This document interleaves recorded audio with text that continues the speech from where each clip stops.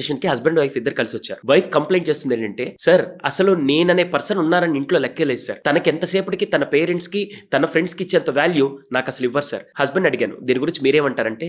"Sir అలా ఏం లేదు. ప్రతి చిన్న విషయానికి నిర్ణయం అడగాల్సిన అవసరం ఏం లేదు గదా! తనకి తెలుసు నేను తీసుకున్న ప్రతి డెసిషన్ రైట్ అని తనకి తెలుసంటే." వెంటనే వైఫ్ వచ్చి, "అవునండి అతను తీసుకున్న డెసిషన్స్ రైటే. కానీ ఒక్కసారి నాతో డిస్కస్ చేయాలి, నాతో కమ్యూనికేట్ చేయాలి. పనికిరాని వ్యక్తిలాగా, పనికిరాని వస్తువులాగా ఇంట్లో ఉన్నట్టు అనిపిస్తుంది సార్.